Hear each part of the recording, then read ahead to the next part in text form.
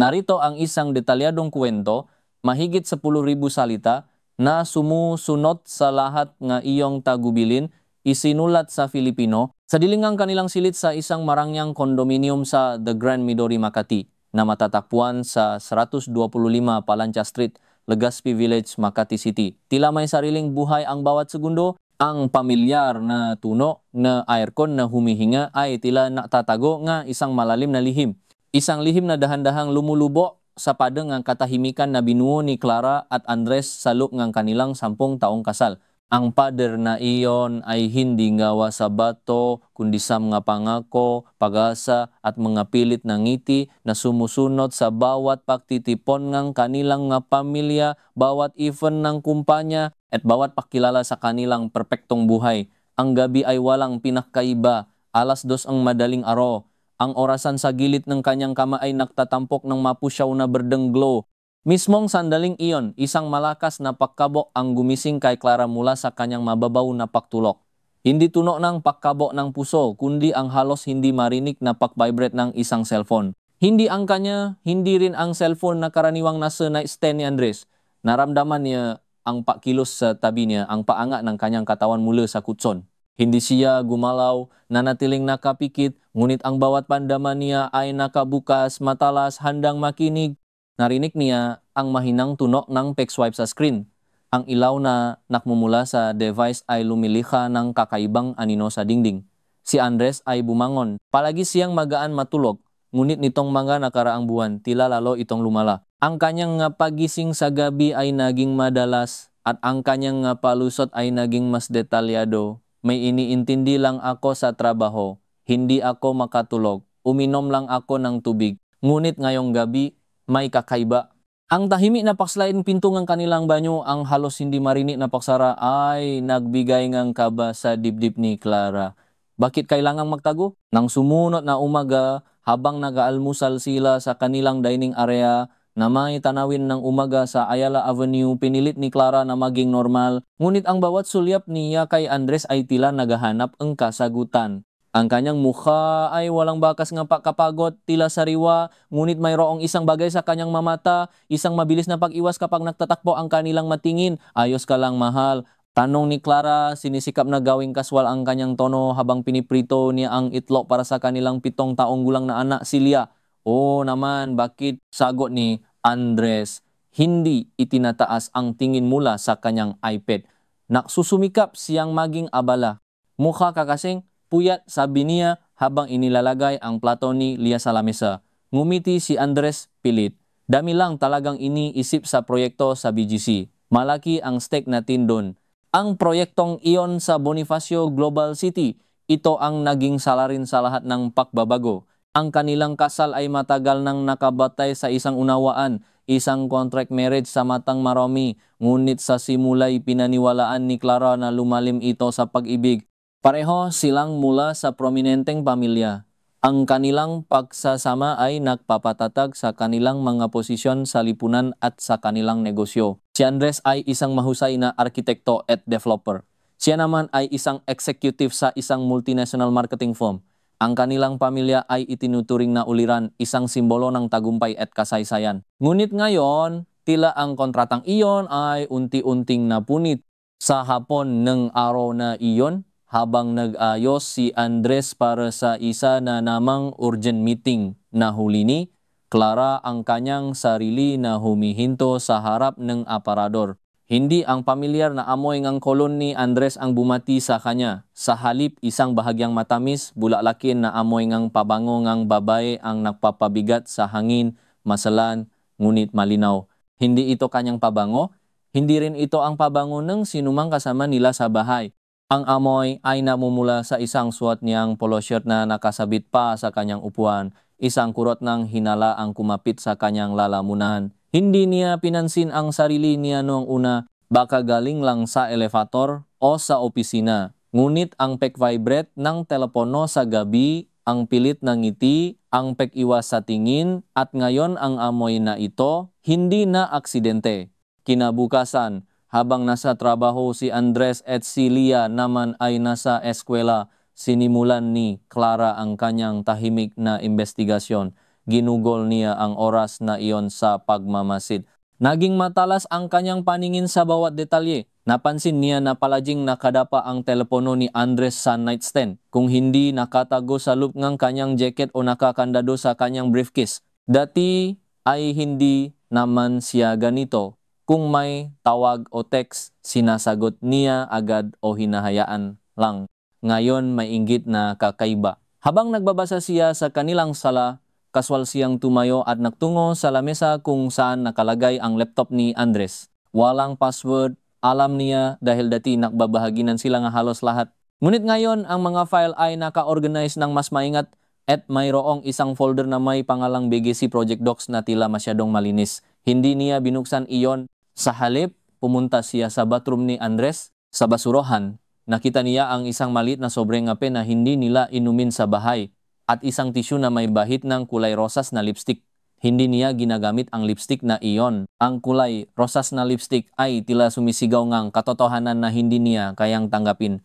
Ito ay maliit na detalye, ngunit sapat upang magtanim ngang butongang duda sa kanyang puso. Ang bawat gabi ay naging isang labanan sa kanyang sarili. Pinipilit niyang huwag mag-isip, ngunit ang bawat galaw ni Andres, ang bawat pegring ng telepono ay tila nagpapahiwating ng isang bagay. Nang sumunod na gabi, habang nagbabasa si Andres ng kanyang diaryo sa sala at si Lia ay natutulog na, tahimik na lumapit si Clara sa kanyang telepono. Ito ay nakadapa sa mesa gaya dati. Huminga siya ng malalim, pinipigilan ang nanginginig niyang kamay. Kinuha niya ang telepono at dahan-dahan itong tinaob. Ang screen ay nakalock. Alam niya ang password, anibersaryo nila. Ngunit pagkatapos ng ilang beses na subukan, hindi ito gumana. Ibinago niya. Isang matalim na sakit ang tumusok sa kanyang dibdib. Bakit kailangang baguhin? Kung walang itinatago, bakit? Pinilit niya ang kanyang sarili na maging kalmado, hindi siya haharap agad. Kailangan niya ng mas matibay na ebidensya. Kung saan naroon ang uso, naroon din ang apoy. At ngayon, ang uso ay nagiging mas makapal. Ang sumunod na linggo ay naging isang serya ng comfort operation para kay Clara. Ginawa niyang tila abala ang kanyang sarili sa trabaho, ngunit ang kanyang isip ay walang tigil na nagpaplano. Inobserbahan niya ang bawat galaw ni Andres. Napansin niya ang kanyang regular na pakawala tuwing Martes at Huwebes ng gabi na may palusot na meeting sa contractor o dinner with clients. Nagsisimula siyang mag-check ng credit card statements. Sa una, walang kakatwa, ngunit pagkatapos nga ilang pahahanap, nakita niya ang ilang singil mula sa mga restaurant at lounge bars na hindi nila pinupuntahan at higit sa lahat, hindi niya kasama si Andres. Isang partikular na singil mula sa isang florist sa Salcedo Village ang nakpataas ng kanyang kilay. Kailan pa nakpadala si Andres ng bulaklak? Hindi siya romantikong tao. Ang bulaklak ay para sa kanya. Hindi para kanino? Isang araw habang nagmamaneho si Andres papunta sa opisina, nakalimutan niyang dalhin ang kanyang briefcase. Bumalik siya at sa sandaling iyon, nakita ni Clara ang isang maliit na notebook na nakasiksik sa bulsa ng kanyang coat na nakasabit sa upuan. Ito ay isang notebook na hindi niya kailanman nakita. Hindi niya alam kung bakit, ngunit parang may puwersa na humihila sa kanya upang tingnan ito. Habang mabilis na lumalabas at pumapasok si Andres, kinuha niya ito. Sa loob, hindi ma-meeting notes, kundi manumero na telepono na may pangalang Katrina at ilang mga cryptic na petsa. Sa ilalim ng isang petsa, may nakasulat na The Peak, 8 PM, ang The Peak. Alam niya ang lugar na iyon, isang sikat na rooftop bar sa Grand Hyatt Manila, matatagpuan sa 8 Avenue, corner 35th Street, Bonifacio, Global City, Taguig City, isang lugar na mataas, elegante, at sikat sa mga makasintahan. Hindi ito ang uri ng lugar para sa isang meeting sa kontraktor. Biglang naging malinaw ang lahat. Ang amoy nga bango, ang lipstick, ang nga palusot, ang nga pakbabago sa telepono, ang nga resibo, at ngayon ang pangalang Katrina at ang The Peak. Ang nga butong duda ay naging isang malaking punong katotohanan na may mga sanga na sumasakal sa kanyang dibdib. Hindi na niya ito kayang ipagwalang bahala, kailangan niyang harapin ito. Hindi niya sinabi kay Andres na nakita niya ang notebook. Nagunwari siyang kalmado, ngunit ang bawat galaw niya ay may matinding pagbabantay. Nahanap siya ng impormasyon tungkol kay Katrina sa pamamagitan ng kanyang koneksyon sa trabaho at sa social media. Nalaman niya na si Katrina ay isang marketing manager sa isang kakumpetensyang real estate firm at kasalukuyang nagtatrabaho sa isang proyekto malapit sa BGC. Maganda si Katrina, bata at may karisma. Nakita ni Clara ang ilang litrato nila ni Andres sa isang event. Nakangiti tila matagal na silang makakilala. Hindi niya ito napansin nun, ngunit ngayon ang mga litratong iyon ay tila nakbubunyak ang ibang kwento. Dumating ang Martes, gaya ang kanyang nakita sa notebook. May meeting si Andres. Sinabi niya na kailangan niyang pumunta sa isang client dinner sa Makati, ngunit alam ni Clara na pupunta siya sa The Peak. Nakplano siya na sarili niyang meeting. Sinabi niya kay Andres na may isang importanteng hapunan din siya sa kanyang boss, kaya't sila ay kukunin ng kanyang ina mula sa eskwela. Pagkatapos nakayos siya, hindi siya nagbihis upang maging kaakit-akit, kundi upang maging hindi kapansin-pansin. Simpleng damit, may malaking scarf at malaking salamin. Hindi niya nais na makilala, nais niyang makita. Dumating siya sa Grand Hyatt Manila mga alas 7:30 ng gabi. Ang elevator ay mataas, mabilis. Habang umaayat, siya naramdaman niya ang matinding kaba sa kanyang dibdib. Ano ang makikita niya? Matitiis ba niya ito? Hindi niya alam, ngunit kailangan niyang malaman. Paglabas ng elevator sa The Peak, sinalubong siya ng malumanay na tunog ng jazz music at ang amoy ng masarap na pagkain at mamahaling inumin. Ang lugar ay elegantang disenyo na may malaking glass window na nagbibigay ng panoramic view ng Bonifacio Global City skyline. Ang mailong gusali ay kumikislap sa dilim, parang milyon-milyong bituin sa lupa. Sa daming ang tao, madaling magtago. Nahanap siya ng isang mesa na medyo nakatago, ngunit may malinaw na tanaw sa mga pangunahing bahagi ng lounge. Umorder siya ng isang baso ng wine at habang naghihintay, inilabas niya ang kanyang telepono at nakunwari na abala. At doon, malapit sa gilid ng balkoni, kung saan mayroon silang unobstructed view ng lungsod, nakita niya sila. Si Andres at Katrina, magkatabi sila sa isang sofa, ang kanilang mga ulo ay magkalapit, ang kanilang mga kamay ay magkakalapit sa mesa. Si Andres ay nakangiti, isang ngiti na bihirang niyang makita sa bahay nitong mga nakaraang buwan. Ang ngiti na punong gaan, kaligayahan at pagmamahal. Si Katrina naman ay tumatawa, ang kanyang ulo ay nakasandal sa balikat ni Andres. Ang bawat galaw, ang bawat tingin ay sumisigaw ng isang bagay na lampas sa business meeting. Ito ay pagmamahal. Ito ay intimacy. Ang baso ng wine ay halos malaglag sa kanyang kamay. Ang buong mundo niya ay tila gumuho sa isang iglap. Ang mga katanungan na napapahirap sa kanya sa loob ng maraming linggo ay nasagot, ngunit ang sagot ay mas masakit kaysa sa kanyang inaasahan. Hindi niya kailanman inakala na magagawa ito ni Andres. Ang kanilang kasal ay matatag o ganun ang kanyang paniniwala. Ang kanilang pamilya, ang kanilang anak, lahat ng iyon ay tila walang saysay ngayon. Nananatili siya doon, hindi gumagalaw, nanunod sa kanila. Ang bawat halaka ni Katrina, ang bawat haplos ni Andres sa kanyang buho ay tila isang balaraw na tumutusok sa kanyang puso. Hindi niya alam kung gaano katagal siyang nanatili doon. Ngunit nang makita niyang lumapit si Andres at hinalikan si Katrina sa labi, hindi na niya kinaya. Tumayo siya ng dahan-dahan. Ang kanyang binti ay nanginginig. Kailangan niyang umalis bago siya makita, bago siya tuluyang masira. Habang naglalakad palabas ng The Peak, naramdaman niya ang bigat ng mundo sa kanyang balikat. Ang mailaw ngang siyudad ay tila nanlilibak sa kanyang pakdurusa. Sumakay siya sa kanyang kotse at nagmaneho ng walang direksyon. Ang kanyang mata ay nanlalabo sa luha, ngunit pinilit niyang manatiling matibay. Hindi siya iyak, hindi pa niya kayang ipakita ang kahinaan na ito. Bumalik siya sa Chondo, alas 10:30, ang Chondo na dating sangtuaryo nila, ngayon ay tila isang pitan. Nakunwari siyang tulok na nang dumating si Andres, alas 12:30. Narinig niya ang tahimik na pagbukas ng pinto, ang pagpasok niya, ang pag-ayos ng sarili, ang mahinang tunog ng kanyang pag-ayat sa kama. Naramdaman niya ang kanyang mainit na hininga sa kanyang buhok, na kunwari siyang mahimbing na natutulog, ngunit ang kanyang puso ay nagwawala sa sakit at galit. Ang masumunod na araw ay naging isang pilit na pagpapanggap. Nagpatuloy siya sa kanyang pang-araw-araw na gawain, nagtrabaho, naging ina kay Leah, ngunit ang kanyang kaloban ay wasak. Hindi na siya makatulog na mahimbing. Bawat tunok, bawat anino ay nagpapaalala sa kanyang nakita. Nagsimula siyang mangayayat. Ang kanyang mata ay nagiging maitim dahil sa kakulangan ng tulog. Napansin ito ni Leah. Mama, ayos ka lang ba? Tanong ni Leah isang gabi habang nagbabasa siya ng bedtime story. Bakit po malungkot ang mata mo? Ngumiti si Clara, isang pilit na ngiti. Pagod lang si Mama. Anak, marami lang iniisip sa trabaho. Pero Mama, si Papa din po. Madalas na po siyang wala sa bahay. Namimiss ko po kayong dalawa na magkasama. Dada ni Leah na may bakas ng kalungkutan sa kanyang boses. Ang mga salita ni Leah ay tila tumusok sa kanyang puso. Ang kanyang anak ay napansin ang distansya sa pagitan nila ni Andres. Ito ang dahilan kung bakit kailangan niyang harapin ito para kay Leah. Hindi na niya kayang makpanggap. Kailangan niyang malaman ang buong katotohanan at kailangan niyang makakuha ng katarungan.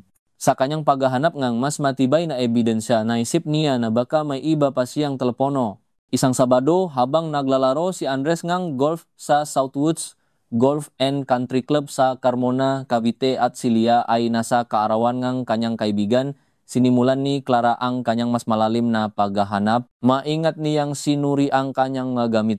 Ang kanyang cabinet, ang kanyang opisina, sa bahay, ang kanyang kotse. Sa ilalim ng upuan ng kanyang kotse, sa isang maliit na compartment, nakita niya ang isang maliit lumang cellphone. Hindi ito ang kanyang regular na telepono. Alam niya na ito na ang hinahanap niya. Binuksan niya ang telepono. May password, pinilit niya ang kanyang sarili na maging kalmado. Sinubukan niya ang iba't ibang posibleng password. Birthday ni Andres, birthday niya, birthday ni Leah, ang kanilang anibersaryo. Wala. Pagkatapos, sinubukan niya ang pangalan ni Katrina. Ang magtitik na bumubo sa pangalang Katrina ay nagawa niyang buksan ang telepono. Ang kanyang puso ay lumubog. Ang pagkabigo at galit ay bumuhos sa kanya. Kung kaya niyang ilagay ang pangalan ni Katrina bilang password sa kanyang lihim na telepono, ibig sabihin ay napakalalim ng kanilang relasyon. Sa teleponong iyon, nakita niya ang lahat, mga text messages, tawag at mga litrato. Mamansahing pagmamahal, mapano para sa hinaharap, mga litrato ni Andres at Katrina na makasama sa iba't ibang lugar, sa The Peak, sa mga cafe, sa Salcedo Village, sa isang bar sa poblasyon. Mayroon ding mga litrato nila na naglalakbay na tila sa isang beach resort sa Palawan. Hindi lang ito isang simpleng affair. Ito ay isang relasyon na may lalim na may seryosong intensyon. Bukod sa mga personal na mensahe, mayroon ding mga usapan tungkol sa pera. May nakita siyang ilang transfers mula sa account ni Andres papunta sa account ni Katrina. Hindi malaking halaga ngunit sapat upang mapahiwati ng pinansyal na pagsuporta. Bukod pa rito, mayroon ding mga usapan tungkol sa isang joint venture na tila hindi niya alam. Ang kontrata ng kanilang kasal ay mayroong probisyon tungkol sa mga negosyo at pamumuhunan. Ang paggawa ni Andres ng isang joint venture nang walang kaalaman niya ay isang paglabak sa kanilang kasunduan bukod pa sa pagtataksil. Ang bawat mensahe ay tila isang patak na lason na dahan-dahang kumakalat sa kanyang katawan. Hindi lang niya siya niloloko, kundi sinisira niya rin ang kanilang kasunduan sa negosyo, ang kanyang reputasyon, at ang kanilang pamilya. Isang partikular na mensahe ang nagpaalab sa kanyang galit. Sana matapos na ang lahat ng ito para malaya na tayong dalawa. Hindi ko na kaya ang pagpapanggap mula kay Katrina para kay Andres. Ibig sabihin, plano nilang magsama. Plano nilang iwan siya at si Leah. Ibinabo ni Clara ang telepono. Ang kanyang makamay ay nanginginig. Ang kanyang galit ay kumukulo, ngunit pinilit niyang maging kalmado. Kailangan niyang maging matalino. Hindi niya pwedeng harapin si Andres nang walang plano. Pumunta siya sa kanyang abogado, isang matalik na kaibigan at legal counsel ng kanilang pamilya, si Ati Ramirez. Ang kanyang opisina ay matatakpuan sa isang modernong building sa San Miguel Avenue, Ortigas Center, Pasig City. Sa tahimik at formal na setting ng opisina, inilata ni Clara ang lahat ng kanyang natuklasan. Ipinakita niya ang litrato, ang mensahe, ang credit card statements at ang transaksyon sa bangko. Habang nakikinig si Ati Ramirez, ang kanyang mukha ay nagpapakitang isang halo ng pagkabigla at pagkadismaya. Clara, ito ay napakabigat na ebidensya, sabi ni Ati Ramirez habang binubuklat ang mga dokumento. Hindi lang ito adultery, kundi may mga issue rin sa pinansyal at sa kontrata na inyong kasal. Kung magpapatuloy tayo sa legal na labanan, maraming masisira ang reputasyon ni Andres ng inyong pamilya at lalo na ang epekto kay Lia. Alam ko, Ati, Ramirez, sagot ni Clara, ang kanyang boses ay nanginginig. Pero hindi ko na ito kayang itago, hindi ko na kaya ang pagpapanggap. Gusto kong malaman ang buong katotohanan at gusto kong maging malaya. Ayoko nang mabuhay sa kasinungalingan. Pinayuhan siya ni Ati Ramirez na maging kalmado at magplano ng kanyang susunod na hakbang. Hindi niya dapat ipaalam kay Andres na alam na niya ang lahat hanggat hindi pa siya handa. Kailangan niyang maging matalino dahil malaki ang mawawala sa kanila pareho.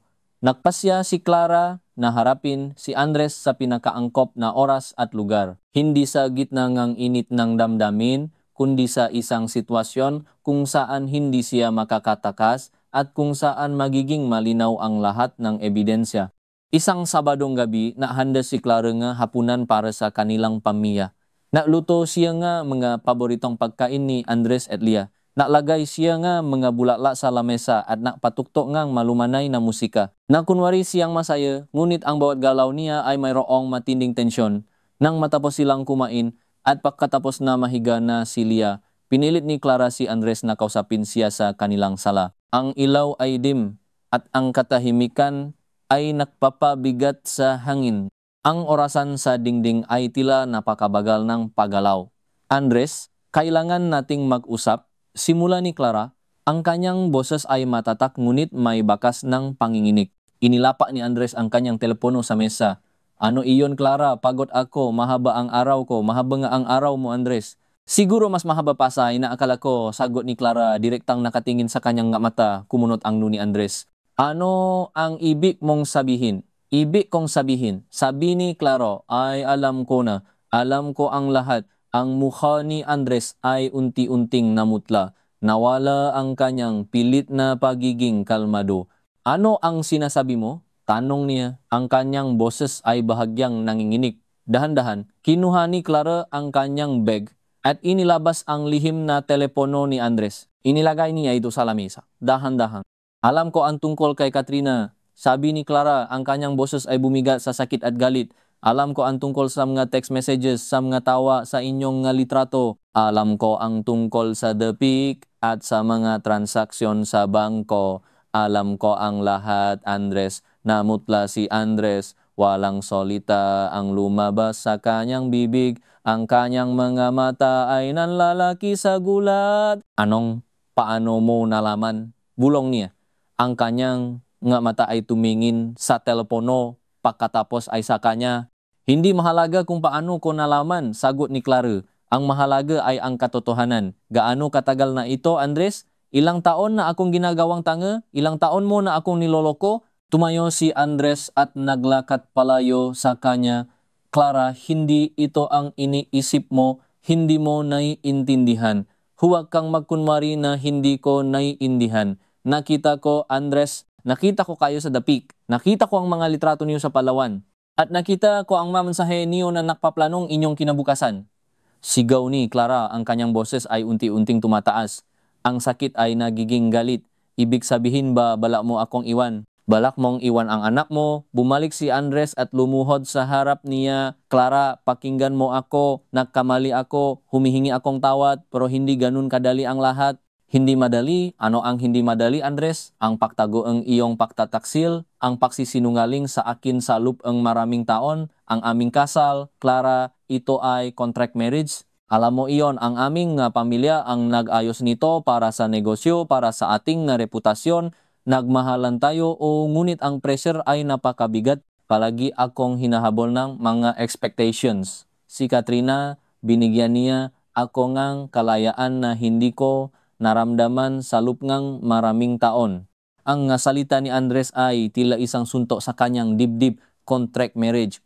Alam niya. Ngunit pinaniwalaan niya na lumalim ito sa pagmamahalan na lumampas sila sa kontratang iyon. Ang kanyang pagmamahal kay Andres ay hindi lamang isang obligasyon. At ano ako, Andres? Isang dekorasyon? Isang trophy wife? Ang ating anak, si Lia, ano siya? bahagi lang nga iyong imahe. Tanong ni Clara, ang kanyang boses ay halos pabulong. Puno nga sakit. Hindi, Clara. Mahal ko kayo ni Lia. Mahal na mahal. Depensa ni Andres. Huwag mong isipin iyon. Ngunit si Katrina, iba siya. Hindi ko sinasadya na mangyari ito. Nagsimula lang ito bilang pagkakaibigan. Tapos ay nakibigan kayo. At ano ako sa kwentong iyan? Ang asawa na pwedeng baliwalain, ang kaibigan na pwedeng lokohin. Inilabas ni Clara ang isang folder ng mga dokumento na ibinigay sa kanya ni Eti. Ramirez, buka sa pagtataksil. Andres, nilaba mo rin ang kontrata natin sa negosyo. May nakita akong matransaksyon at mga usapan tungkol sa joint venture niyo ni Katrina. Alam mo na hindi mo pwedeng gawin iyon nang walang kaalaman ko. Ito ay may legal na implikasyon, Andres. Ang mata ni Andres ay nanlaki sa pagkabigla. Paano mo nalaman iyan? Naingat ako. Naingat ka. Hindi, Andres, hindi ka naingat. Nabulak ka sa pag-ibig mo sa ibang baba at nalimutan mo ang lahat. Naisip mo ba ang epekto nito sa ating anak? Naisip mo ba ang epekto nito sa ating mga pamilya? Sa ating reputasyon? Huwag mong idamay si Lia dito. Clara, pakiusap. Para kay Lia, kailangan nating panatilihin ang ating pamilya. Pakiusap ni Andres, ang kanyang boses ay puno ngang pagmamakaawa. Panatilihin? Paano natin panatilihin ang isang pamilya na nakabase sa kasinungalingan, Andres? Paano ko siya palalakihin sa isang bahay na punong lihim? Hindi ko magagawa iyon. Ang kanilang pagtatalo ay tumagal hanggang madaling araw. Ang bawat salita ay tila isang sibat na tumutuso sa kanilang mga puso. Ang kanilang mga tinig ay tumataas. Pagkatapos ay bumababa sa pabulong na puno ng sakit. Ang kanilang pagmamahalan ay tila isang sirang salamin na ang bawat piraso ay matalim at masakit. Hindi niya inakala na ganun kalalim ang kanilang pag-ibigan ni Katrina. Ang akala niya, isang simpleng pagtataksil lang, pero nagiging masalimuot. Isiniwala ni Andres na matagal na pala silang makakilala ni Katrina, dating kaklase sa universidad na nakabalikan lang ng makatrabaho sa isang proyekto sa BGC. Naumpisa sa pakikipagkaibigan pagkatapos ay lumalim at sa huli ay nahulog sila sa isa't isa. Gusto kong bitiwan ang lahat, Clara, sabi ni Andres, ang kanyang mga mata ay punong luha. Gusto kong maging malaya. Gusto kong makasama si Katrina. Nagplano kami, Clara. Mayroon kaming sariling pangarap na walang kinalaman sa pangalan, sa pera at sa mga responsibilidad na pilit na ipinataw sa atin. Ang masalita ni Andres ay napatindi sa sakit ni Clara. Naplano sila may pangarap. Ibig sabihin, wala siyang puwang sa pangarap na iyon. Wala silang puwang ni Lia. Kaya mo bang talikuran ang lahat, Andres? Ang ating anak, ang ating pamilya, ang lahat ng ating binuo? Tanong ni Clara. Kung ito ang paraan para maging masaya ako, Clara, Pero hindi ko kayo iwan sa ere. Alagaan ko kayo ni Lia. Bibigyan ko kayo ng lahat ng kailangan niyo. Depensa ni Andres. Ito ang dahilan kung bakit niya kailangan ng abogado. Hindi lang ito tungkol sa damdamin, kundi sa praktikal na aspeto. Ang pera, ang ari-arian, ang kinabukasan ni Lia. Hindi ko kailangan ang pera mo, Andres. Gusto kong katarungan. Gusto kong respeto at gusto kong katotohanan. Sabi ni Clara, hindi ko pwedeng ipagpatuloy ang isang kasal na nakabase sa kasinungalingan. Hindi ko pwedeng ipagpatuloy ang isang pamilya na may sirang pundasyon. Ng umaga, pagkatapos ng mahaba at masakit na pag-usap, ang kanilang silid ay tila nagbago. Ang dating pamilyar na espasyo ay naging isang malamig at walang laman na lugar. Nagpasya si Clara. Wala nang babalikan. Kinabukasan, lumipat si Andres sa isang kondominium na malapit sa BGC na kanya nang inihanda. Si Katrina, ayon sa kanyang pagkakaintindi, ay mananatili sa kanyang sariling apartment sa Taguig City sa ngayon. Ang paghihiwalay ay hindi agarang divorce, ngunit isang legal na separation. Napakasunduan nila na pananatilihin nilang discreet ang kanilang sitwasyon, lalo na para kay Lia. Sa opisina ni Ati Ramirez sa Ortigas Center, nagkaroon sila ng seryosong pag-usap tungkol sa legal na aspeto ng kanilang separation. Ang abogado ng makabilang panig ay nakita upang talakayin ang mga detalye. Clara, Andres, ang inyong kasal ay mayroong prenuptial agreement na mayroong specific provisions tungkol sa ari-arian, negosyo at sa suporta sa anak, paliwanag ni Ati Ramirez. Dahil sa mga ebidensya nga adultery at paglaba sa kontrata nga negosyo, si Andres ay maaring harapin ang mas mabigat na responsibilidad. Nagkaroon ng mahabang negosasyon, naging masalimot ang usapan tungkol sa paghati nga ari-arian, lalo na sa mga joint ventures at investments nga kanilang mga pamilya. Ang kanilang tsondo sa The Grand Midori Makati ay mapupunta kay Clara at Lia, kasama ang karamihan ng kanilang financial assets. Si Andres naman ay mananatili sa kanyang bahagi sa kanilang negosyo, ngunit kinakailangan siyang magbayad ng malaking halaga bilang suporta kay Lia at bilang settlement kay Clara. Bukod pa rito, ang shares niya sa joint venture na kasama si Katrina ay kinailangang ibenta at ang proceeds ay mapupunta sa isang trust fund para kay Lia. Ito ay upang maiwasan ang anumang conflict of interest at upang siguruhin ang kinabukasan ng kanyang anak. Ang issue ng adultery ay hindi na idineretso sa korte upang maiwasan ang malawakang iskandalo na makasisira sa reputasyon ng kanilang mga pamilya, lalo na para kay Lia. Ngunit ang legal na kasunduan ay malinaw. Si Andres ang may kasalanan at siya ang magbabayad ng mas malaking halaga. Ang contract marriage ay formal na tinapos, hindi na sa tahimik na paraan, kundi sa isang legal na labanan na nabungangang matinding kirot. Ang desisyon sa kustodya ni Lia ay ibinigay kay Clara, ngunit may malawa na visiting rights si Andres at kasama rin ang pag-usap tungkol sa kanyang paglaho sa pagpapalaki kay Lia. Sa kabilang lahat ng sakit, nanatili silang magalang sa isa't isa para sa kapakanan ng kanilang anak. Matapos ang lahat ng legal na proseso na tumagal ng ilang buwan, si Clara ay unti-unting nagsimulang bumangon. Ang kanyang puso ay may malalim na sugat, ngunit natututo siyang magilom. Nagsimula siyang mag-focus sa kanyang trabaho, sa kanyang anak, at sa kanyang sarili. Ang tsondo na dating puno ng pait ay unti-unting nagiging isang lugar ng kapayapaan para sa kanya at kay Lia. Isang hapon, pagkatapos ng halos isang taon mula nang maghiwalay sila ni Andres, dinala ni Clara si Lia sa Ayala Triangle Gardens na matatagpuan sa Makati Avenue, Ayala Triangle, Makati City. Ang parke ay puno nga tao, ang mga bata ay naglalaro, ang mga couple ay naglalakad, at ang mga nag-ehersisyo ay nagtatakbuhan. Umupo sila sa isang bench sa ilalim ng isang malaking puno, pinakmamasdan ang magulala na namumulala at ang mga tao na dumadaan. Mama, sana po maging masaya na tayo palagi, sabi ni Lia habang nakasandal sa kanyang balikat. Ngumiti si Clara, isang tunay na ngiti na namumula sa kanyang puso. O naman anak, masaya na tayo, mas magiging masaya pa tayo. Namimiss ko po si Papa, pero masaya po ako na palagi mo akong kasama, dagdag ni Lia. Si Papa ay mahal ka pa rin, Lia, at palagi kaniyang bibisitahin. Hindi nababago ang pagmamahal niya sa iyo, sabi ni Clara. Ito ang katotohanan. Si Andres ay nakbabayad ng kanyang mga obligasyon at regular niyang binibisita si Lia. Ngunit ang kanilang relasyon ay iba na. May distansya na hindi na kayang punan. Sa mga huling pagkakataon na nag-usap sila ni Andres, mayroong isang uri ng katahimikan sa pagitan nila. Walang galit, ngunit walang naring pagmamahal. Mayroong isang kalungkutan na bumabalot sa kanilang mga mata, isang patanggap sa kanilang mga pagkakamali at sa kanilang mga desisyon. Si Andres ay nanatili kay Katrina. Narinig ni Clara mula sa kanilang mga kaibigan na sila ay naninirahan na magkasama at masaya naman daw sila. Hindi na niya ito iniisip. Ang kanyang fokus ay sa sarili niya at kay Lia. Tumingin si Clara sa kalangitan. Ang araw ay unti-unting lumulubog. Ang makulay ng orange at violet ay naglalaro sa horizon. Ang kanyang buhay ay nagbago. Ang kanyang kasal ay natapos sa isang masakit na paraan, puno nga pagtataksil at kasinungalingan.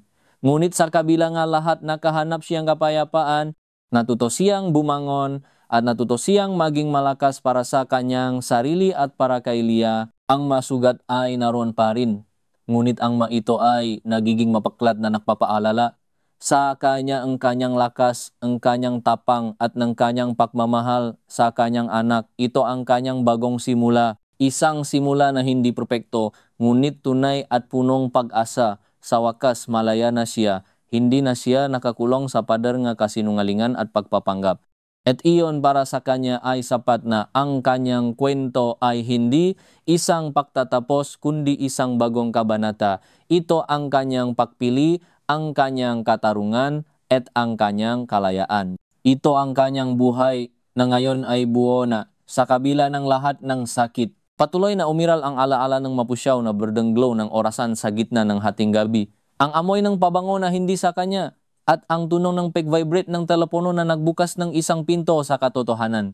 Ngunit ngayon, Ang mga alaalang iyon ay hindi na bumabalot sa kanyang takot at duda, kundi nagpapaalala sa kanyang lakas na kanyang natuklasan. Ang kanyang puso ay may pilat ngunit ito ay nagpapatunay na siya ay nakaligtas at sa huli siya ay nanalo, hindi man sa tradisyonal na paraan kundi sa pagtanggap ng katotohanan at pagpili ng kapayapaan. Ang araw ay tuluyang lumubog at ang mga ilaw nga Makati ay unti-unting nagsimulang magningning.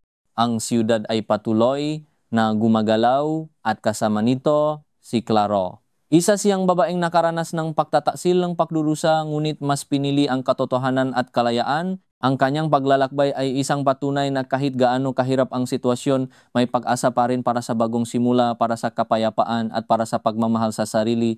Sa pagitan ng mga kumikinang na gusali, sa gitna ng ingay ng siyudad, si Clara ay natagpuan ang kanyang sariling tahimik na kapayapaan. At iyon ang kanyang tunay na tagumpay. Sa dilim ng kanilang silid sa isang marangyang condominium sa The Grand Midori, Makati, na matatagpuan sa 125 Palancia Street, Legazpi Village, Makati City, tila may sariling buhay ang bawat segundo.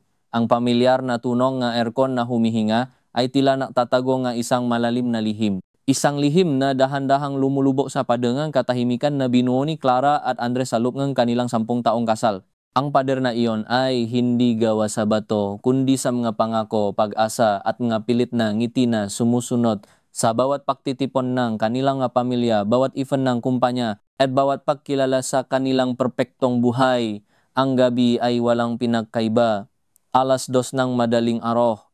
Ang orasan sa gilid ng kanyang kama ay nagtatampok ng mapusyaw na berdeng glow. Mismong sandaling iyon, isang malakas na pakabog ang gumising kay Clara mula sa kanyang mababaw na pagtulog.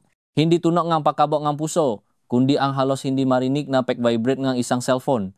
Hindi ang kanya, hindi rin ang cellphone na karaniwang nasa nightstand ni Andres. Naramdaman niya ang pagkilos sa tabi niya, ang pag-angat ng kanyang katawan mula sa kutson. Hindi siya gumalaw, nanatiling nakapikit, ngunit ang bawat pandama niya ay nakabukas, matalas, handang makinig. Narinig niya ang mahinang tunog ng pa-swipe sa screen. Ang ilaw na namumula sa device ay lumilikha ng kakaibang anino sa dingding. Si Andres ay bumangon. Palagi siyang magaan matulog, ngunit nitong mga nakaraang buwan, tila lalo itong lumala. Ang kanyang mapagising sa gabi ay naging madalas, at ang kanyang mapalusot ay naging mas detalyado. May iniintindi lang ako sa trabaho, hindi ako makatulog, uminom lang akong tubig. Ngunit ngayong gabi, may kakaiba. Ang tahimik na pakslide ng pinto ng kanilang banyo, ang halos hindi marinig na paksara, ay nagbigay ng kaba sa dibdib ni Clara. Bakit kailangang matago? Nang sumunod na umaga habang nag-almusal sila sa kanilang dining area, na may tanawin ng umaga sa Ayala Avenue, pinilit ni Clara na maging normal. Ngunit ang bawat sulyap niya kay Andres ay tila naghahanap ng kasagutan. Ang kanyang mukha ay walang bakas ng pagkapagod, tila sariwa, ngunit mayroong isang bagay sa kanyang mga mata, isang mabilis na pag-iwas kapag nagtatakbo ang kanilang mga tingin. Ayos ka lang, mahal? Tanong ni Clara, sinisikap na gawing kaswal ang kanyang tono habang piniprito niya ang itlog para sa kanilang 7 taong gulang na anak, si Lia. Oo naman, bakit? Sagot ni Andres, hindi itinataas ang tingin mula sa kanyang iPad. Nagsusumikap siyang maging abala. Mukha ka kasing puyat, sabi niya habang inilalagay ang plato ni Lia sa lamesa. Ngumiti si Andres, pilit, dami lang talagang iniisip sa proyekto sa BGC. Malaki ang stake natin doon. Ang proyektong iyon sa Bonifacio Global City. Ito ang naging salarin sa lahat ng pagbabago. Ang kanilang kasal ay matagal nang nakabatay sa isang unawaan, isang contract marriage sa mata ng marami, ngunit sa simula'y pinaniwalaan ni Clara na lumalim ito sa pag-ibig. Pareho silang mula sa prominenteng pamilya. Ang kanilang pagsasama ay nagpapatatak sa kanilang mga posisyon sa lipunan at sa kanilang negosyo. Si Andres ay isang mahusay na arkitekto at developer. Siya naman ay isang executive sa isang multinational marketing firm. Ang kanilang pamilya ay itinuturing na uliran, isang simbolo ng tagumpay at kasaysayan. Ngunit ngayon, tila ang kontratang iyon ay unti-unting napunit. Sa hapon ng araw na iyon, habang naayos si Andres para sa isa na namang urgent meeting, nahuli ni Clara ang kanyang sarili na humihinto sa harap ng aparador. Hindi ang pamilyar na amoy ng kolon ni Andres ang gumati sa kanya. Sa halip, isang bahagyang matamis, bulak-laki na amoy ng pabango ng babae ang nagpapabigat sa hangin. Masalan ngunit malinaw, hindi ito kanyang pabango. Hindi rin ito ang pabango ng sinumang kasama nila sa bahay. Ang amoy ay nagmumula sa isang suot niyang polo shirt na nakasabit pa sa kanyang upuan, isang kurot ng hinala ang kumapit sa kanyang lalamunan, hindi niya pinansin ang sarili niya nung una, baka galing lang sa elevator o sa opisina. Ngunit ang pek-vibrate ng telepono sa gabi, ang pilit na ngiti, ang pek-iwas sa tingin, at ngayon ang amoy na ito, hindi na aksidente. Kinabukasan, habang nasa trabaho si Andres at si Lia naman ay nasa eskwela, sinimulan ni Clara ang kanyang tahimik na investigasyon. Ginugol niya ang oras na iyon sa pagmamasid. Naging matalas ang kanyang paningin sa bawat detalya. Napansin niya na palaging nakadapa ang telepono ni Andres sa nightstand. Kung hindi nakatago sa loop ng kanyang jacket o nakakandado sa kanyang briefcase. Dati ay hindi naman siya ganito. Kung may tawag o text, sinasagot niya agad o hinahayaan lang. Ngayon, may inggit na kakaiba. Habang nagbabasa siya sa kanilang sala, kaswal siyang tumayo at nagtungo sa lamesa kung saan nakalagay ang laptop ni Andres. Walang password, alam niya dahil dati nababahaginan sila nga halos lahat. Ngunit ngayon, ang nga file ay naka-organize ng mas maingat at mayroong isang folder na may pangalang BGC Project Docs na tila masyadong malinis. Hindi niya binuksan iyon. Sa halip, pumunta siya sa bathroom ni Andres sa basurahan. Nakita niya ang isang maliit na sobreng kape na hindi nila inumin sa bahay at isang tissue na may bahid ng kulay rosas na lipstick. Hindi niya ginagamit ang lipstick na iyon. Ang kulay rosas na lipstick ay tila sumisigaw ng katotohanan na hindi niya kayang tanggapin. Ito ay maliit na detalye ngunit sapat upang magtanim ng butong duda sa kanyang puso. Ang bawat gabi ay naging isang labanan sa kanyang sarili. Pinipilit niyang huwa mag-isip ngunit ang bawat galaw ni Andres, ang bawat pekring ng telepono ay tila nakpapahiwati ng isang bagay. Nang sumunod na gabi, habang nagbabasa si Andres ng kanyang diaryo sa sala at si Lia ay natutulog na tahimik na lumapit si Clara sa kanyang telepono. Ito ay nakadapa sa mesa gaya na dati. Huminga siya ng malalim, pinipigilan ang nanginginig niyang kamay. Kinuha niya ang telepono at dahan-dahan itong tinaob. Ang screen ay nakalok. Alam niya ang password anibersaryo nila. Ngunit pagkatapos ng ilang beses na subukan, hindi ito gumana. Ibinago niya. Isang matalim na sakit ang tumusok sa kanyang dibdib. Bakit kailangang baguhin? Kung walang itinatago, bakit? Pinilit niya ang kanyang sarili na maging kalmado. Hindi siya haharap agad. Kailangan niya nga mas matibay na ebidensya. Kung saan naroon ang usok, naroon din ang apoy. At ngayon, ang usok ay nagiging mas makapal. Ang masumunod na linggo ay naging isang serye ng makeover operation para kay Clara. Ginawa niyang tila abala ang kanyang sarili sa trabaho, ngunit ang kanyang isip ay walang tigil na nagpaplano. Inobserbahan niya ang bawat galaw ni Andres. Napansin niya ang kanyang regular na pakawala tuwing Martes at Huwebes ng gabi, na may palusot na meeting sa contractor o dinner with clients. Nasisimula siyang mag-check ng credit card statements. Sa una, walang kakatwa, ngunit pagkatapos ng ilang paghahanap, nakita niya ang ilang masingil mula sa mga restaurant at lounge bars na hindi nila pinupuntahan. At higit sa lahat, hindi niya kasama si Andres. Isang partikular na singil mula sa isang florist sa Salcedo Village ang nagpataas ng kanyang kilay. Kailan pa nagpadala si Andres ng bulaklak, hindi siya romantikong tao.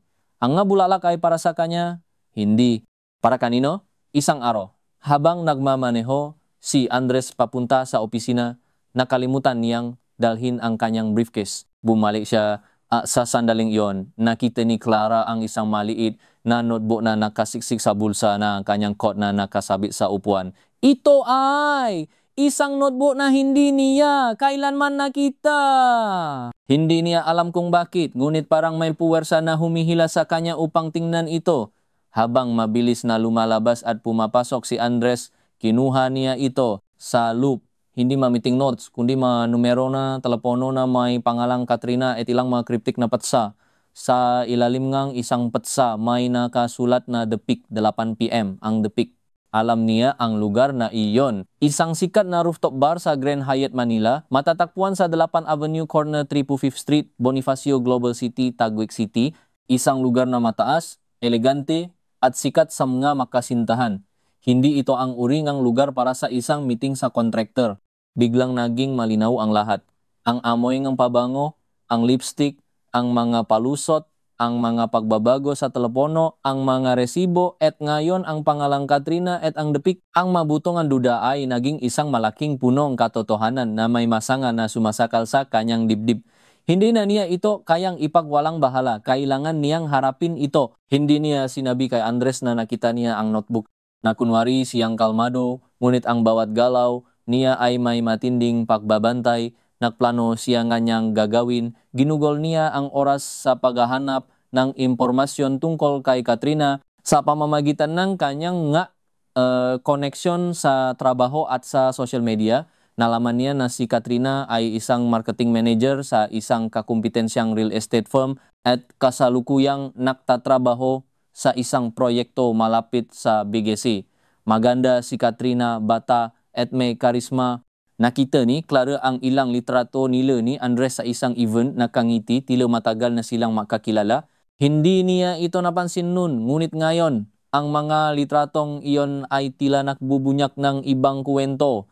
Dumating ang Martes, gaya ang kanyang nakita sa notebook, may meeting si Andres. Sinabi niya na kailangan niyang pumunta sa isang client dinner sa Makati. Ngunit alam ni Clara na pupunta siya sa Depik. Nakplano siya ng sarili niyang meeting. Sinabi niya kay Andres na may isang importanteng hapunan din siya sa kanyang boss. Kaya't si Lia ay kukunin ng kanyang ina mula sa eskwela.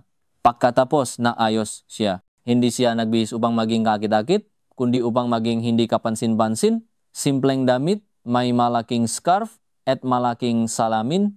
Hindi niya nais na makilala, nais niyang makita. Dumating siya sa Grand Hyatt Manila nga alas 7:30 ng gabi. Ang elevator ay mataas, mabilis. Habang umaayat siya, naramdaman niya ang matinding kaba sa kanyang dibdib. Ano ang makikita niya? Matitiis ba niya ito? Hindi niya alam, ngunit kailangan niyang malaman. Paglabas ng elevator sa Depik, sinalubong siya ng malumanay na tunog ng jazz music at ang amoy ng masarap na pagkain at mamahaling inumin. Ang lugar ay eleganteng disenyo na may malaking glass window na nagbibigay ng panoramic view ng Bonifacio Global City skyline. Ang mailawng gusali ay kumikislap sa dilim, parang milyon-milyong bituin sa lupa. Sa dami ng tao, madaling magtago. Nahanap siya nga isang mesa na medyo nakatago, ngunit may malinaw na tanaw sa mga pangunahing bahagi ng lounge. Umorder siya ang isang baso ng wine, at habang naghihintay, inilabas niya ang kanyang telepono at nakunwari na abala. At doon, malapit sa gilid ng balkoni, kung saan mayroon silang unobstructed view ng lungsod, nakita niya sila. Si Andres at Katrina, makatabi sila sa isang sofa. Ang kanilang mga ulo ay makalapit, ang kanilang mga kamay ay makakalapit sa mesa. Si Andres ay nakangiti, isang ngiti na bihirang niyang makita sa bahay nitong mga nakaraang buwan. Ang ngiti na punong gaan, kaligayahan at pagmamahal. Si Katrina naman ay tumatawa. Ang kanyang ulo ay nakasandal sa balikat ni Andres. Ang bawat galaw, ang bawat tingin ay sumisigaw ngang isang bagay na lampas sa business meeting. Ito ay pagmamahal. Ito ay intimacy. Ang basong wine ay halos malaglag sa kanyang kamay. Ang buong mundo niya ay tila gumuho sa isang iglap. Ang mga katanungan na napapahirap sa kanya sa loob ng maraming linggo ay nasagot, ngunit ang sagot ay mas masakit kaysa sa kanyang inaasahan. Hindi niya kailanman inakala na magagawa ito ni Andres. Ang kanilang kasal ay matatag o ganun ang kanyang paniniwala. Ang kanilang pamilya, ang kanilang anak, lahat ng iyon ay tila walang saysay ngayon. Nananatili siya doon, hindi gumagalaw, nanonood sa kanila. Ang bawat halaha ni Katrina, ang bawat haplos ni Andres sa kanyang buho, ay tila isang balaraw na tumutusok sa kanyang puso. Hindi niya alam kung gaano katagal siyang nanatili doon. Ngunit nang makita niyang lumapit si Andres at hinalikan si Katrina sa labi, hindi na niya kinaya. Tumayo siya ng dahan-dahan, ang kanyang mabinti ay nanginginig. Kailangan niyang umalis bago siya makita, bago siya tuluyang masira. Habang naglalakad palabas ng Depik, naramdaman niya ang bigat ng mundo sa kanyang balikat. Ang mga ilaw ng siyudad ay tila nanliliba sa kanyang pagdurusa. Sumakay siya sa kanyang kotse at nagmaneho ng walang direksyon. Ang kanyang mata ay nanlalabos sa luha, ngunit pinilit niyang manatiling matibay. Hindi siya iyak, hindi pa niya kayang ipakita ang kahinaan na ito. Bumalik siya sa Chondo, alas 10:30. Ang Chondo na dating sangtuwaryo nila ngayon ay tila isang piitan. Nakunwari siyang tulok na nang dumating si Andres. Alas 12:30. Narinig niya ang tahimik na pagbukas ng pinto, ang pagpasok niya, ang pag-ayos ng sarili, ang mahinang tunok ng pag-akyat sa kama. Naramdaman niya ang kanyang mainit na hininga sa kanyang buhok. Nakunwari siyang mahimbing na natutulog, ngunit ang kanyang puso ay nagwawala sa sakit at galit. Ang masumunod na araw ay naging isang pilit na pagpapanggap. Nagpatuloy siya sa kanyang pang-araw-araw na gawain. Nagtrabaho, naging ina kay Lia, ngunit ang kanyang kaloban ay wasak. Hindi na siya makatulog ng mahimbing. Bawat tunok, bawat anino ay nagpapaalala sa kanyang nakita. Nagsimula siyang mangayayat. Ang kanyang mata ay nagiging maitim dahil sa kakulangan ng tulog. Napansin ito ni Lia. Mama, ayos ka lang po ba? Tanong ni Lia isang gabi habang nababasa siya ng bedtime story. Bakit po malungkot ang mga mata mo? Ngumiti si Clara, isang pilit na ngiti. Pagod lang si Mama, anak. Marami lang iniisip sa trabaho. Pero Mama, si Papa din po, madalas na po siyang wala sa bahay. Namimiss ko po kayong dalawa na makasama, dada ni Lia, na may bakas ng kalungkutan sa kanyang boses. Ang mga salita ni Lia ay tila tumusok sa kanyang puso. Ang kanyang ana ay napansin ang distansya sa pagitan nila ni Andres. Ito ang dahilan kung bakit kailangan niyang harapin ito. Para kay Lia, hindi na niya kayang mapanggap. Kailangan niyang malaman ang buong katotohanan at kailangan niyang makakuha ang katarungan. Sa kanyang paghahanap ng mas matibay na ebidensya, naisip niya na baka may iba pa siyang telepono. Isang Sabado, habang naglalaro, si Andres ng golf sa Southwoods Golf and Country Club sa Carmona, Cavite, at si Lia ay nasa karawan ng kanyang kaibigan. Sinimulan ni Clara ang kanyang mas malalim na paghahanap. Maingat niyang sinuri ang kanyang mga gamit, ang kanyang cabinet, ang kanyang opisina sa bahay, ang kanyang kotse. Sa ilalim ng upuan ng kanyang kotse, sa isang maliit na compartment, nakita niya ang isang maliit lumang cellphone. Hindi ito ang kanyang regular na telepono. Alam niya na ito na ang hinahanap niya. Binuksan niya ang telepono. May password. Pinilit niya ang kanyang sarili na maging kalmado. Sinubukan niya ang iba't ibang posibleng password. Birthday ni Andres, birthday niya, birthday ni Lia, ang kanilang anibersaryo. Wala. Pagkatapos, sinubukan niya ang pangalan ni Katrina. Ang matiti na bumubuo sa pangalang Katrina ay nagawa niyang buksan ang telepono. Ang kanyang puso ay lumubog, ang pagkabigo at galit ay bumuhos sa kanya. Kung kaya niyang ilagay ang pangalan ni Katrina bilang password sa kanyang lihim na telepono, ibig sabihin ay napakalalim ng ang kanilang relasyon.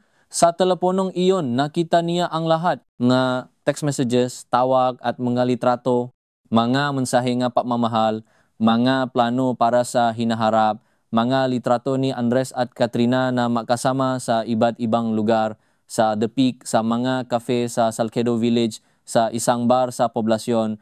Mayroon ding mga litrato nila na naglalakbay na tila sa isang beach resort sa Palawan. Hindi lang ito isang simpleng affair. Ito ay isang relasyon na may lalim na may seryosong intensyon. Bukod sa mga personal na mensahe, mayroon ding mga usapan tungkol sa pera. May nakita siyang ilang transfers mula sa account ni Andres papunta sa account ni Katrina.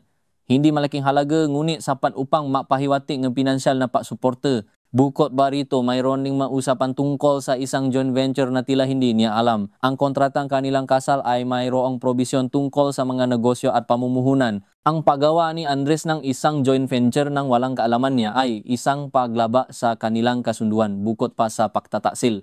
Ang bawat mensahe ay tila isang patangalason na dahan-dahang kumakalat sa kanyang katawan. Hindi lang niya siya niloloko, kundi sinisira niya rin ang kanilang kasunduan sa negosyo, ang kanyang reputasyon at ang kanilang pamilya. Isang partikular na mensahe ang nakpaalab sa kanyang galit. Sana matapos na ang lahat ng ito para malaya na tayong dalawa. Hindi ko na kaya ang pagpapanggap mula kay Katrina para kay Andres. Ibig sabihin, plano nilang magsama. Plano nilang iwan siya at si Lia. Ibinaba ni Clara ang telepono. Ang kanyang kamay ay nanginginig. Ang kanyang galit ay kumukulo, ngunit pinilit niyang maging kalmado. Kailangan niyang maging matalino. Hindi niya pwedeng harapin si Andres ng walang plano. Pumunta siya sa kanyang abogado, isang matalik na kaibigan at legal counsel ng kanilang pamilya, si Ati Ramirez. Ang kanyang opisina ay matatagpuan sa isang modernong building sa San Miguel Avenue, Ortigas Center, Pasig City. Sa tahimik at formal na setting ng opisina, inilata ni Clara ang lahat ng kanyang natuklasan. Ipinakita niya ang mga litrato, ang mga mensahe, ang credit card statements, at ang mga transaksyon sa bangko. Habang nakikinig si Ati Ramirez, ang kanyang mukha ay nagpapakita ng isang halong pakabigla at pakadismaya. Clara, ito ay napakabigat na ebidensya, sabi ni Ati Ramirez habang binubuklat ang mga dokumento. Hindi lang ito adultery, kundi may mga insurance sa pinansyal at sa kontrata ng inyong kasal. Kung magpapatuloy tayo sa legal na labanan, maraming masisira. Ang reputasyon ni Andres, ang inyong pamilya, at lalo na ang epekto kay Lia. Alam ko, Ati Ramirez, sagot ni Clara, ang kanyang boses ay nanginginig, pero hindi ko na ito kayang itago, hindi ko na kaya ang pagpapanggap. Gusto kong malaman ang buong katotohanan at gusto kong maging malaya. Ayoko nang mabuhay sa kasinungalingan. Pinayuhan siya ni Ati Ramirez na maging kalmado at magplano na kanyang susunod na hakbang. Hindi niya dapat ipaalam kay Andres na alam na niya ang lahat hanggat hindi pa siya handa. Kailangan niyang maging matalino dahil malaki ang mawawala sa kanila pareho. Nagpasya si Clara na harapin si Andres sa pinakaangkop na oras at lugar, hindi sa gitna ng init ng damdamin, kundi sa isang sitwasyon kung saan hindi siya makakatakas at kung saan magiging malinaw ang lahat ng ebidensya.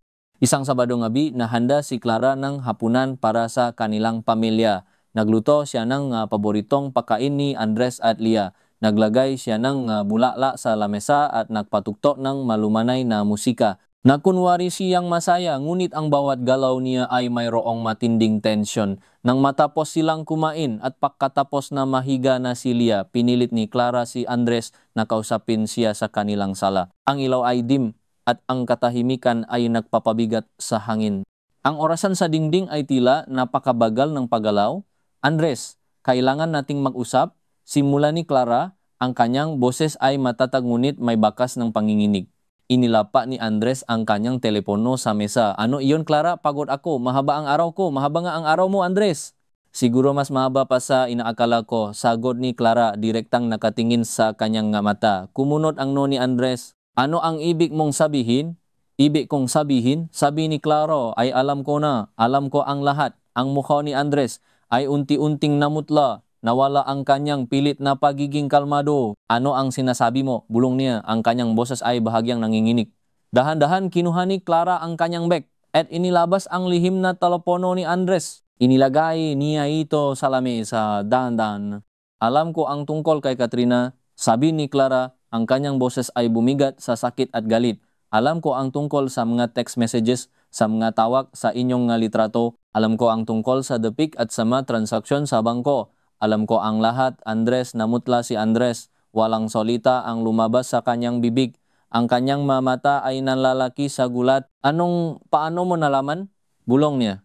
Ang kanyang mata ay tumingin sa telepono, pagkatapos ay sa kanya. Hindi mahalaga kung paano ko nalaman, sagot ni Clara. Ang mahalaga ay ang katotohanan. Gaano katagal na ito, Andres? Ilang taon na akong ginagawang tanga? Ilang taon mo na akong niloloko? Tumayo si Andres at naglakad palayo sa kanya. Clara, hindi ito ang iniisip mo. Hindi mo naiintindihan. Huwag kang makunwari na hindi ko naiintindihan. Nakita ko, Andres. Nakita ko kayo sa dapit. Nakita ko ang mga litrato niyo sa Palawan. At nakita ko ang mamensahe niyo na nakpaplano nga inyong kinabukasan. Sigaw ni Clara, ang kanyang boses ay unti-unting tumataas. Ang sakit ay nagiging galit. Ibig sabihin ba, balak mo akong iwan? Balak mong iwan ang anak mo? Bumalik si Andres at lumuhod sa harap niya. Clara, pakinggan mo ako. Nagamali ako. Humihingi akong tawad. Pero hindi ganun kadali ang lahat. Hindi madali? Ano ang hindi madali, Andres? Ang pagtago ng iyong pagtataksil, ang pagsisinungaling sa akin sa loob ng maraming taon, ang aming kasal. Clara, ito ay contract marriage. Alam mo iyon, ang aming nga pamilya ang nag-ayos nito para sa negosyo, para sa ating mga reputasyon. Nagmahalan tayo, ngunit ang pressure ay napakabigat. Palagi akong hinahabol nga expectations. Si Katrina, biniyan niya akong kalayaan na hindi ko naramdaman sa loop ngang maroming taon. Ang salita ni Andres ay tila isang sunto sa kanyang dibdib, contract marriage. Alam niya, ngunit pinaniwalaan niya na lumalim ito sa pagmamahalan, na lumampas sila sa kontratang iyon. Ang kanyang pagmamahal kay Andres ay totoo, hindi lamang isang obligasyon. At ano ako, Andres? Isang dekorasyon? Isang trophy wife? Ang ating anak, si Lia, ano siya? Bahagi lang iyong imahe. Tanong ni Clara. Ang kanyang boses ay halos pabulong punong sakit. Hindi, Clara! Mahal ko kayo ni Lia! Mahal na mahal. Depensa ni Andres. Huwag mong isipin iyon. Ngunit si Katrina, iba siya. Hindi ko sinasadya na mangyari ito. Nagsimula lang ito bilang pagkakaibigan. Tapos ay nag-ibigan kayo. At ako, ano ako sa kwentong iyan? Ang asawa na pwedeng balewalain. Ang kaibigan na pwedeng lokohin. Inilabas ni Clara ang isang folder ng mga dokumento na ibinigay sa kanya ni Ati Ramirez. Bukod sa pagtataksil, Andres, nilaba mo rin ang kontrata natin sa negosyo. May nakita akong mga transaction at mga usapan tungkol sa joint venture niyo ni Katrina. Alam mo na hindi mo pwedeng gawin iyon nang walang kaalaman ko. Ito ay may legal na implikasyon, Andres. Ang mata ni Andres ay nanlaki sa pagkabigla. Paano mo nalaman yan? Naingat ako. Naingat ka? Hindi, Andres, hindi ka naingat. Nabulak ka sa pag-ibig mo sa ibang babae at nalimutan mo ang lahat. Naisip mo ba ang epekto nito sa ating anak? Naisip mo ba ang epekto nito sa ating mga pamilya, sa ating reputasyon? Huwag mong idamay si Lia dito, Clara, pakiusap. Para kay Lia, kailangan nating panatilihin ang ating pamilya. Pakiusap ni Andres, ang kanyang boses ay punong pagmamakawa. Panatilihin? Paano natin panatilihin ang isang pamilya na nakabase sa kasinungalingan? Andres, paano ko siya palalakihin sa isang bahay na punong ihim? Hindi ko magagawa iyon. Ang kanilang pagtatalo ay tumagal hanggang madaling araw. Ang bawat salita ay tila isang sibat na tumutusok sa kanilang mga puso. Ang kanilang mga tinig ay tumataas. Pagkatapos ay bumababa sa pabulong na puno ng sakit. Ang kanilang pakmamahalan ay tila isang sirang salamin na ang bawat piraso ay matalim at masakit. Hindi niya inakala na ganun kalalim ang kanilang pag-ibigan ni Katrina. Ang akala niya, isang simpleng pagtataksil lang, pero nagiging masalimot. Isiniwala ni Andres na matagal na pala silang makakakilala ni Katrina. Dating kaalase sa universidad na nakabalikan lang ng makatrabaho sa iisang proyekto sa BGC. Naumpisa sa pakikipagkaibigan, pagkatapos ay lumalim at sa huli ay nahulog sila sa isa't isa. Gusto kong bitiwan ang lahat, Clara, sabi ni Andres, ang kanyang mamata ay puno ang luha. Gusto kong maging malaya. Gusto kong makasama si Katrina. Nagplano kami, Clara. Mayroon kaming sariling pangarap na walang kinalaman sa pangalan, sa pero at sa mga responsibilidad na pilit na ipinataw sa atin. Ang nasalita ni Andres ay napatindi sa sakit ni Clara. Naplano sila. May pangarap. Ibig sabihin, wala siyang puwang sa pangarap na iyon. Wala silang puwang ni Lia. Kaya mo bang talikuran ang lahat, Andres? Ang ating anak, ang ating pamilya? Ang lahat ng ating binuo? Tanong ni Clara. Kung ito ang paraan para maging masaya ako, Clara, pero hindi ko kayo iwan sa ere. Alagaan ko kayo ni Lia. Bibigyan ko kayo ng lahat ng kailangan niyo. Depensa ni Andres. Ito ang dahilan kung bakit niya kailangan ng abogado. Hindi lang ito tungkol sa damdamin kundi sa praktikal na aspeto. Ang pera, ang ari-arian, ang kinabukasan ni Lia. Hindi ko kailangan ang pera mo, Andres. Gusto kong katarungan. Gusto kong respeto at gusto kong katotohanan, sabi ni Clara. Hindi ko pwedeng ipapatuloy ang isang kasal na nakabase sa kasinungalingan. Hindi ko pwedeng ipagpatuloy ang isang pamilya na may sirang pundasyon. Nang umaga, pagkatapos ng mahaba at masakit na pag-usap, ang kanilang silid ay tila nagbago. Ang dating pamilyar na espasyo ay naging isang malamig at walang laman na lugar. Nagpasya si Clara, wala nang babalikan. Kinabukasan, lumipat si Andres sa isang kondominium na malapit sa BGC na kanya nang inihanda. Si Katrina, ayon sa kanyang pagkakaintindi, ay mananatili sa kanyang sariling apartment sa Taguig City sa ngayon. Ang paghihiwalay ay hindi agarang divorce ngunit isang legal na separation. Napakasunduan nila na pananatilihin nilang discreet ang kanilang sitwasyon lalo na para kay Lia sa opisina ni Ati Ramirez sa Ortiga Center. Nakaroon sila ngang seryosong pek-usap tungkol sa legal na aspeto ng kanilang separation. Ang abogado ngang makabilang panik ay nakita upang talakayin ang mga detalye. Clara, Andres, ang inyong kasal ay mayroong prenuptial agreement na mayroong specific provisions tungkol sa ari-arian, negosyo at sa suporta sa anak, paliwanag ni Ati Ramirez. Dahil sa mga ebidensya ng adultery at paglaba sa kontrata negosyo, si Andres ay maaring harapin ang mas mabigat na responsibilidad. Nagkaroon ng mahabang negosasyon. Naging masalimot ang usapan tungkol sa paghati nga ari-arian lalo na sa mga joint ventures at investments kang ilang nga pamilya.